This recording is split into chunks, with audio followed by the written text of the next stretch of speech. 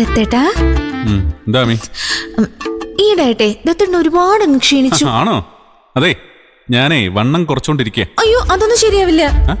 അതാ നമ്മള് ഫ്ലെക്സിബിൾ ആവുന്നത് നല്ലതല്ലേ? അങ്ങനെ ആരോഗ്യം കളഞ്ഞിട്ടുള്ള ഫ്ലെക്സിബിലിറ്റി ഒന്നും വേണ്ട. ദത്തേട്ടൻ ഈ പാലൊന്ന് കുടിച്ചേ. പാലോ? എനിക്കതിന് അങ്ങനെയുള്ള ശീലങ്ങളൊന്നും ഇല്ലല്ലോ. എന്നാ ഇനി ശീലിക്കണം. പാലൊരു സമ്പൂർണ്ണ ആഹാര. ആഹാ, ഇത്രയും ബോധമൊക്കെ നിനക്കുണ്ടോ? അത് മാത്രമല്ല, ഒരുപാട് കാര്യങ്ങളില് എനിക്ക് ബോധമുണ്ട്. ദത്തേട്ടൻ അറിയാമോ, ഈ വയറ്റിൽ കിടക്കുന്ന കുഞ്ഞുങ്ങളുടെ ആരോഗ്യം അമ്മ കഴിക്കുന്ന ഭക്ഷണം മാത്രമല്ല, പിന്നെ അമ്മയുടെ മനസ്സിന്റെ സന്തോഷം, അവരുടെ ഉള്ളിലെ കലാവാസനകൾ, അവർ വായിച്ചു കൊടുക്കുന്ന പുസ്തകം, അങ്ങനെ ഒരുപാട് കാര്യങ്ങൾ അവരെ സ്വാധീനിക്കും. അമ്മയുടെ വയറ്റിൽ കിടന്ന് യുദ്ധതന്ത്രങ്ങൾ കേട്ടുപിടിച്ച അഭിമന്യുവിന്റെ കഥ ദത്തേട്ടൻ അറിയില്ലേ? പിന്നെ അല്ല, ഇപ്പൊ നീ കഥ പറയാൻ പോവല്ല, വായിച്ചു കൊടുക്കാൻ പോവാ. ഞാനല്ല, ദത്തേട്ടൻ. മനസ്സിലായില്ല. ഇതെന്തോന്നു?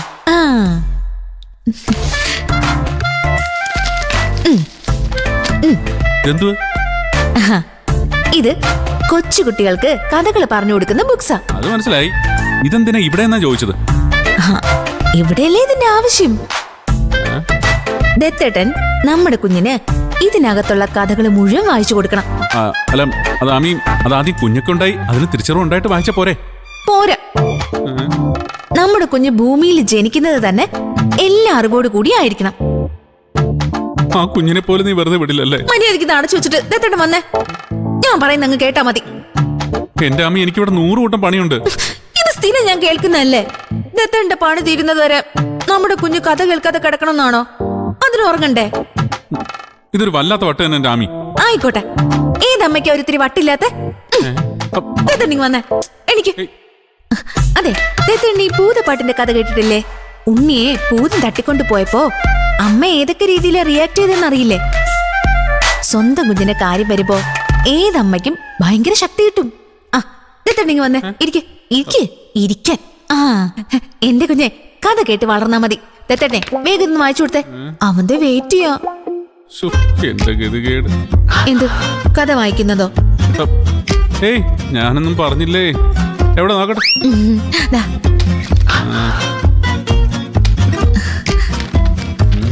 ഇതാ. കോഴിയമ്മയ്ക്ക് 3 മക്കളുണ്ടായിരുന്നു. ഒരു ദിവസം കോഴിയമ്മയും മക്കളും തീറ്റ തേടി ഇറങ്ങി. അങ്ങ് ദൂരേക്കെങ്ങും പോകരുത്, വലിയ അപകടമാണെന്ന്. എന്താ ഇങ്ങനെയാണോ കഥ വായിക്കുന്നേ? പിന്നെങ്ങനെയാ? കൊച്ചുകുട്ടികൾക്ക് കഥ പറഞ്ഞു കൊടുക്കുന്ന പോലെ വായിച്ചു കൊടുക്ക്. ശരി.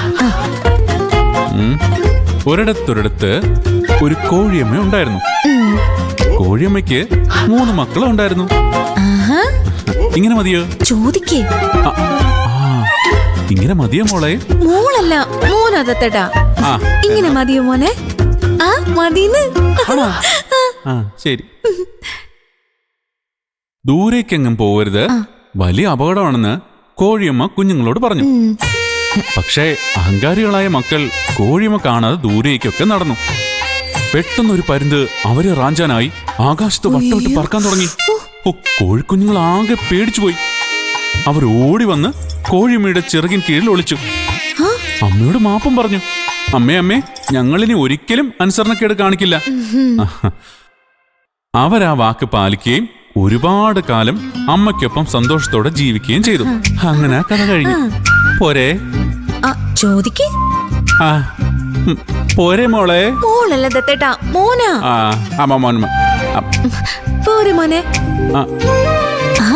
അവന് മതിയെന്ന്. ഇന്നത്തേക്ക് ഇത് മതി. നാളെ നമുക്ക് വേറെ കഥ വായിക്കാം. നാളെ ഉണ്ടോ? ഇത് കണ്ടില്ലേ? കഥ കേട്ടപ്പോ അവൻ വയറ്റി കിടന്ന് തുള്ളിക്കളിക്കുന്നേ. അവന് കഥകൾ വലിയ ഇഷ്ടമാണെന്ന് തോന്നുന്നു ദത്തേട്ടാ. അതെ, അവൻ വളർന്ന് വലിയൊരു കഥയെഴുത്തുകാരനാവട്ടെ. അതെ, മാത്യു മറ്റത്തെ പോലെ, കോട്ടയം പുഷ്പനാഥിനെ പോലെ അല്ലേ? അതെ. അയ്യോ.